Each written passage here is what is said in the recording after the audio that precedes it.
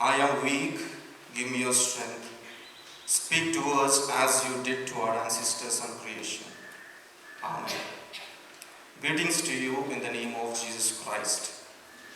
This year, from the 1st September to 4th October, the Roman Catholic Church is celebrating the season of creation on account of the feast of St. Francis of Assisi, who is a patron saint of animals and environment. For today's meditation, I have entitled my sermon as Anthropause, Restoring the Creation. Anthropause, Restoring the Creation. Anthropause is a term which refers to a global reduction in human activity that occurred during this pandemic. It refers to a human pause that had various impact on natural environment. Anthropause means not pausing and resuming the exploitation, but pausing and thinking, limiting the usage of nature more than required for survival. This morning, let us understand and discern what the red pericope can teach us about dwelling in harmony with creation, especially in the context of Anthropause.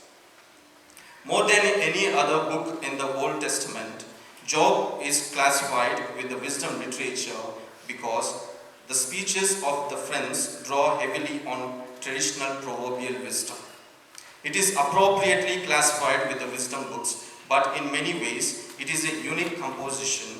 It consists of lengthy poetic dialogues. The dialogues of Job's supposed friends Eliphaz, Bildad and Zophar runs from the chapter 3 to 27. The language of the prose tale is not earlier than the 6th century BCE. The language of the poetic sections is archaic, but this may be a matter of poetic style. The role of Satan also points to a post-exilic date, hence most scholars date it to the Persian period, that is 539 to 323 BCE. In chapter 12, the red pericope, Job responds to his friend Zophar by affirming his knowledge and understanding of God's ways. He says that even the animals, birds, fishes and plants can testify to God's power and sovereignty over all the things in verses from 7 to 8.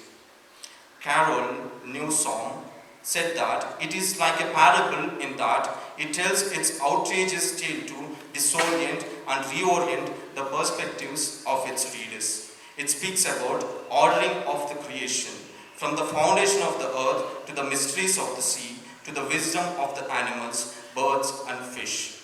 It reorients the readers towards the knowledge and the power of other creatures, thereby negating the anthropocentric perspective that renders humans the center of everything.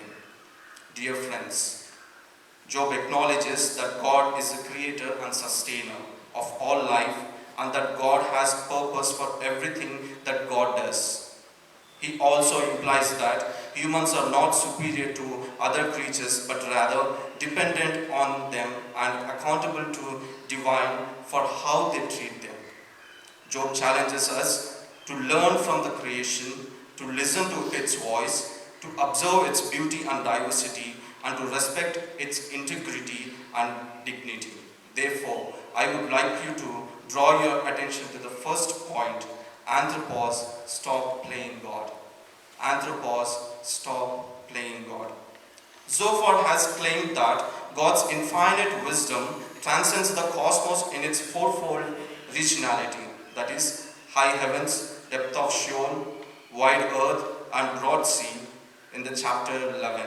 But now in the chapter 12, Job asserts that this wisdom is well within the knowledge of lowly creatures of these four regions, that those are the beasts of the fields, the birds of the sky, complainers of the underworld, and the fish of the sea. The third region here is inhabited by those who complain or speak, where the Hebrew word siyah is used in chapter 12:8. That is cul imperfective masculine singular. By the use of this term of complaint or speak for the inhabitants of the underworld, Job characterizes common creaturely knowledge in verse 9 as knowledge of that divine action which leads to the complaint against the one from whom there is no escape, that is from verse 10. Zophars, so-called wisdom, is an insipid and distasteful as is the experience which gives rise to complaint. The Japanese philosopher and a proponent of natural farming, Masanobu Fukuoka, warns that weapons are destroyed by weapons and knowledge by knowledge. When human, unaware of their own ignorance, take pride in their knowledge and swells up with conceit over their ability to unlock the secrets of all things, to freely control nature and life with one's intelligence.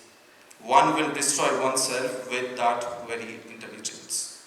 Beloved in Christ, the urge to prove humans' supremacy over other living species has made humans also distort the image of God in nature.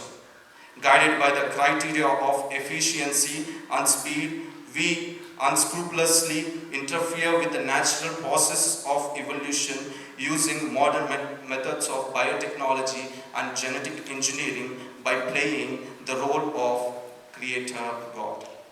Many genetic engineers feel that natural production and recycling schedules are woefully inadequate to ensure an accelerating standard of living for a burgeoning human population.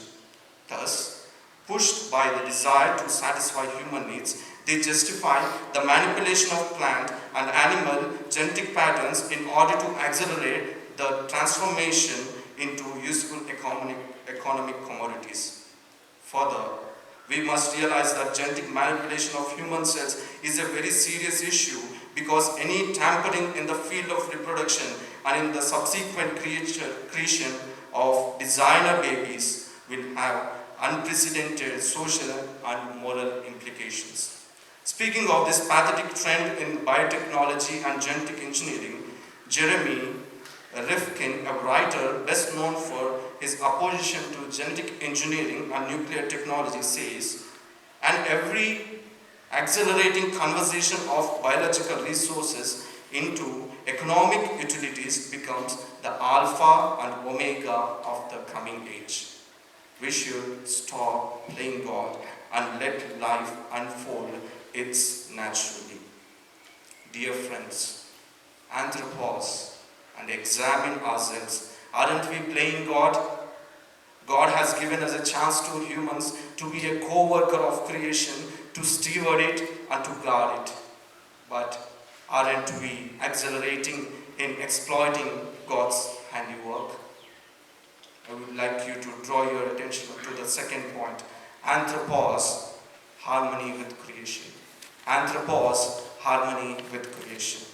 The Anthropause invites us to rethink our relationship with creation, to repent of our greed, wastefulness and violence, and to renew our commitment to care for it as God's stewards. It urges us to seek God's wisdom and guidance in how we can live in harmony with the creation, not only during the time of crisis, but also beyond it.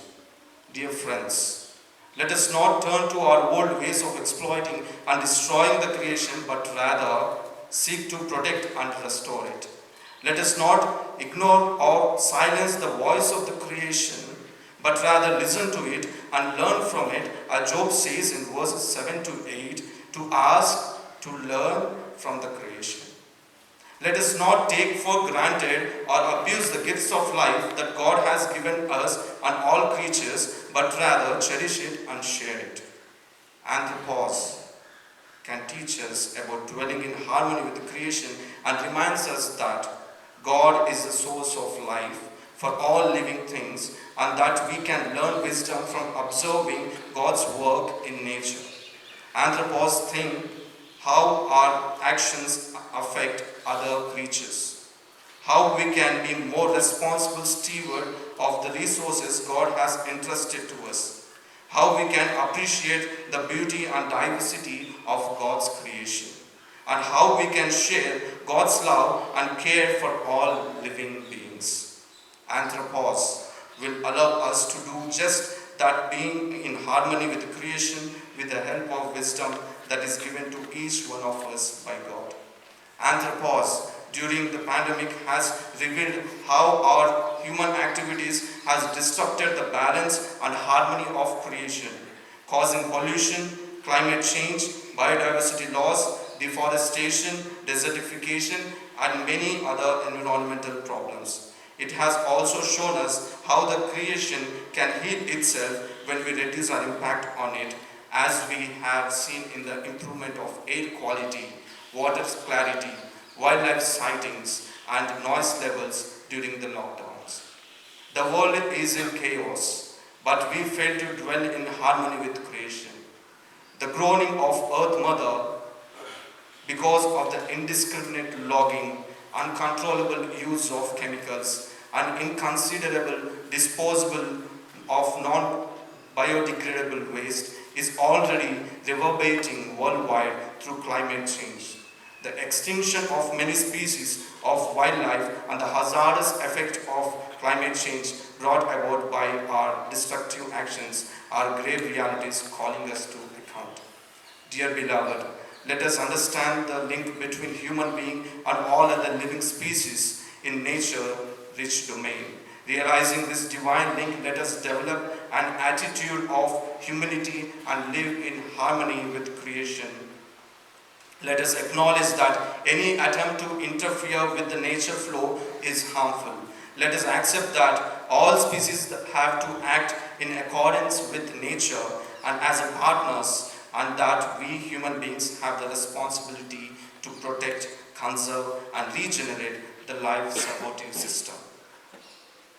Jesus Christ, the Redeemer, has given importance to the creation in mission and ministry, making us observe that, learn from the creation, such as lessons from the parables of the seed, the fig tree, lordship, and many others.